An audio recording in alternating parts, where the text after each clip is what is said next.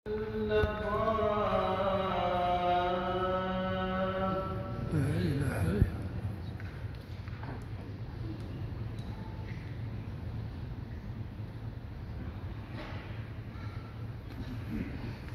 yang muslimin, sidang jemaat yang dimuliakan, sudah dengarkan teliti khutbah jemaat yang akan disampaikan oleh khalifah, dan janganlah bercakap-cakap ketika khutbah disampaikan, kerana ini dilarang oleh Rasulullah sallallahu alaihi wasallam.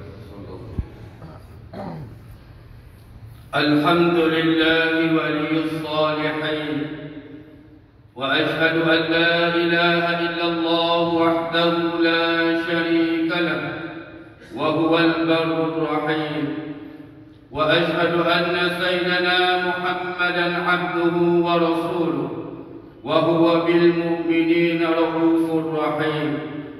اللهم صل وسلم على سيدنا محمد وعلى آله وأصحابه ومن سار على نهجه القويم.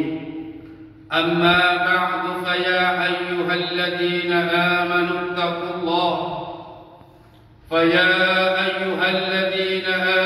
اتقوا الله حق تقاته ولا تموتن إلا وأنتم مسلمون.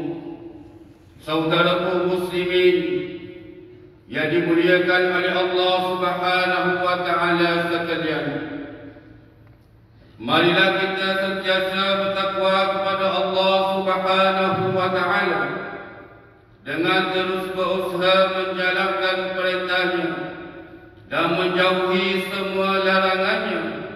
Marilah juga pada hari yang mulia ini kita mendengar dengan penuh perhatian terhadap khutbah yang bertajuk tekanan hidup kekeluargaan dan juga penyelesaiannya.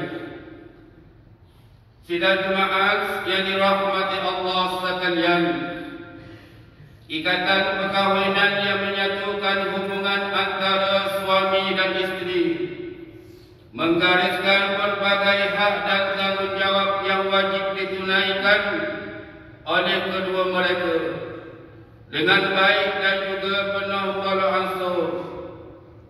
Secara umumnya, Islam telah menetapkan panduan tertentu agar keperluan masing-masing terus dihormati, perasaan kasih sayang dan cinta ditunaikan, serta kekuasaan fizikal diraihkan. Hubungan tersebut amat bergantung kepada kerjasama dan sikap saling membantu di antara mendalami kewujuban kebahagiaan di dalam rumah tangga dan juga pembinaan keluarga, mendidik anak-anak dan juga menghadapi cabaran kehidupan semasa. Hadirin yang dirahmati Allah sekalian, kehidupan di dalam rumah tangga tidak terlepas daripada masalah dan juga tekanan yang mungkin berpunca daripada berbagai aspek dalaman ataupun luaran. Terkadang berlaku pertelingkahan antara suami dan isteri di atas sebab-sebab yang amat kecil dan remeh. Suami mengadu isterinya tidak patuh terhadap permintaannya. Isteri pula mendakwa suami tidak melakukan tanggungjawabnya dengan secara yang betul. Terdapat pula campur tangan luar daripada pihak kedua ibu bapa, mertua dan juga pihak ketiga yang membawa kepada keretakan rumah tangga yang sepatutnya kukuh dan juga bahagia. Demikianlah antara keluhan pelbagai peringkat masyarakat yang telah dilaporkan kepada pihak-pihak berkaitan. Allah Subhanahu wa taala telah berfirman di dalam surah An-Nisa ayat 19, "Wa'ashiruhunna bil ma'ruf fa in karihtumuhunna fa'asa an takrahu syai'an wa yaj'alallahu fihi khairan katsira, yang bermaksud dan bergaulah dengan mereka secara baik. Kemudian jika kamu bencikan mereka kerana mungkin kamu bencikan sesuatu, sedangkan Allah hendak menjadikan apa yang kamu benci itu adalah kebaikan yang banyak untuk kamu. Sabda Rasulullah sallallahu alaihi wasallam yang bermaksud, janganlah seorang lelaki yaitu suami yang beriman membenci seorang wanita yang beriman yaitu isteri, jika dia tidak menyukai daripadanya sesuatu kelakuan, pasti ada kelakuan yang lain ia sukai. Hadis riwayat Muslim. Wahai hamba-hamba Allah yang beriman sekalian, rasa tekanan daripada kehidupan adalah sifat lumrah bagi setiap insan, sama ada di dalam kehidupan rumah tangga, bekerja, pergaulan dan hal-hal lain.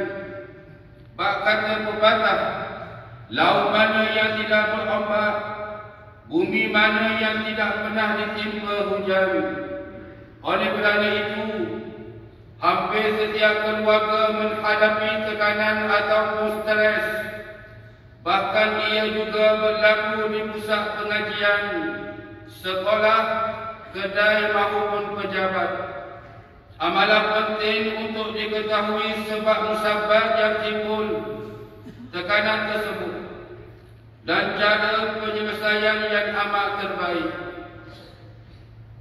Jika dikaji dan diteliti, kemunculan tekanan mungkin berpunca daripada kejahilan diri sendiri di dalam mendidik anak-anak, kedangkalan ilmu di dalam menguruskan rumah tangga, kurangnya pengetahuan di dalam mengendalikan sesuatu tugasan, rutin harian yang amat membosankan, keuangan yang amat terhad, tidak menghormati sesama sendiri dan sikap tidak peduli daripada pasangan sendiri.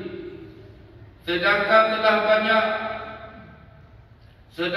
telah banyak jalannya dan juga pandangan dikemukakan untuk menyelesaikan masalah diri dan juga tekanan hidup yang dihadapi oleh semua peringkat usia manusia.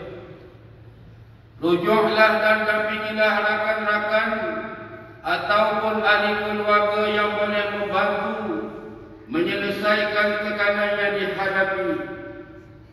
Kesemua kita disarankan untuk menghadapi segala masalah dengan penuh kesabaran, berhikmah serta mendapat kerjasama yang baik di antara semua yang berkaitan.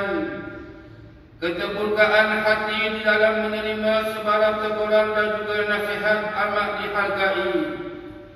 Kita juga amat perlu di dalam menghadapi suasana sedemikian dengan sentiasa menerima dan juga mempercayai konsep qada dan takdir Allah itu yang datangnya daripada Allah Subhanahu wa taala yang Maha mengetahui.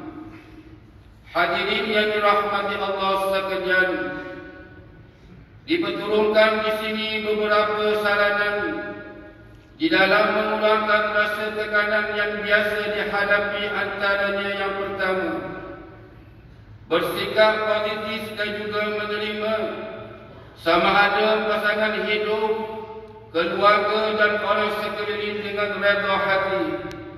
Yang kedua, mengatasi sifat malu diri dengan bersedia memohon khidmat nasihat daripada pakarnya. Yang ketiga, menghadapi suasana yang tidak tenteram itu dengan bijaksana dan juga berhikmat. Yang keempat, memupuk hubungan erat dengan Allah Subhanahu wa taala dengan melaksanakan tuntutan agama. Yang kelima, menjauhi diri daripada rakan atau sumber yang boleh mengeruhkan lagi suasana yang sedang dihadapi itu. Yang keenam, menjauhi sikap putus asa dan juga menyerah di atas kelemahan yang sedang berlaku. Yang ketujuh, bertekad untuk menyelesaikan masalah ini dengan menemukan jalan yang terbaik, dan yakinlah bahawa setiap yang berlaku pastinya ada jalan keluar. Sidang jemaat yang dirahmati Allah sekalian, jadikanlah rumah tangga kita ini sebagai tempat anak-anak membesar dengan penuh kasih sayang. Sentiasalah pantau pergaulan dan tingkah laku mereka, agar ianya di dalam kawalan dan juga pengetahuan kita. Jadikanlah pendengar yang terbaik terhadap masalah anak-anak. Mengakhiri khutbah pada hari ini, khatib menasihatkan diri sendiri dan juga kepada semua hadirin agar memantapkan diri dengan ilmu pengetahuan agama. Tunaikanlah kewajipan harian dengan penuh bertanggungjawab dan juga amanah. Banyakkanlah berdoa, memohon bantuan dan juga pertolongan daripada Allah Subhanahu wa Ta'ala, agar hidup kita semua di dunia mendapat kebahagiaan dan dikurniakan keamanan di akhirat kelak. A'udzu billahi minasyaitonir rajim. Wa minhum man yaqulu rabbana atina fid dunya hasanah wa fil akhirati hasanatan wa qina adzabannar. Ulaika lahum nasibun mimma kasabu wallahu sari'ul hisab. Yang bermaksud, dan di antara mereka pula ada yang berdoa, wahai Tuhan kami, berikanlah kami kebaikan di dunia dan juga kebaikan di akhirat, dan peliharakanlah kami daripada azab api neraka. Mereka itulah yang akan mendapat bahagia yang terbaik daripada apa yang telah mereka usahakan, dan Allah amat cepat perhitungannya. Barakallahu li wa lakum fil Qur'anil azim, wa nafa'ani wa iyyakum bima fihi minal ayati wa dzikril hakim, wa taqabbal minni wa minkum tilawatan innahu huwas samiul alim. Aqulu qawli hadha wa astaghfirullahal azim li wa lakum wa lisa'iril muslimina wal muslimat wal mu'minina wal mu'minat fastaghfiruhu innahu huwal ghafurur rahim.